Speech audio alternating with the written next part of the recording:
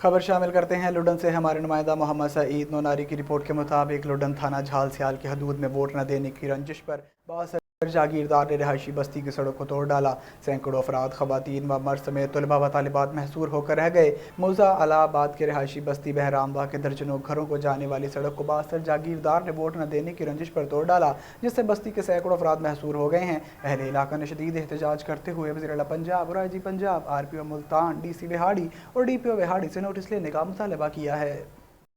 حافظ یار موزہ آباد بستی براواں ساڈا جی مریض بہت بیمار ہے، اسی پریشان ہاں، ٹینشن نہ ہسپتال آ جا سکتے پہ نہ ساڈا رستہ مقصود خان نے ساڈا رستہ ڈھا دیتا ہے، رات 12 بجے ڈھا دیتا ہے۔ اسی سارے تنگ ہوں، ساڈا مریض بہت ہی بیمار ہے، اسی بڑے ٹینشن لا نہیں سکتے جا کے نہ کوئی ایمبولینس لگ سکتی آ سکتی، نہ اسی گڈی کو لا جا سکتے پہ۔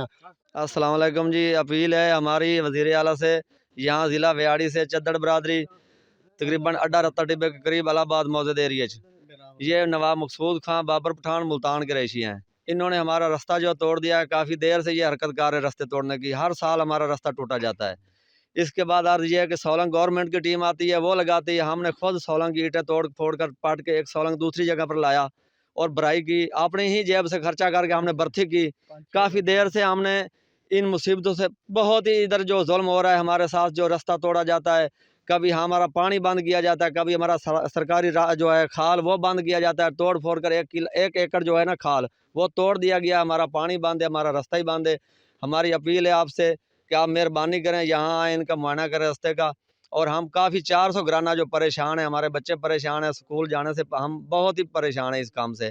تقریباً ہمارے ساتھ ظلم کر رہے ہیں، یہ نواب ہے، ذمہ دار ہے، ہم غریب آدمی ہیں، ادھر ہماری کوئی سپورٹ نہیں کر رہا ہے۔ گورنمنٹ سے اپیل ہے کہ ان نوابوں سے بات چیت کریں اور ہماری سنیں، اور ان کے ساتھ بات چیت جو ہے رستہ بحال کیتا جائے ہمارا۔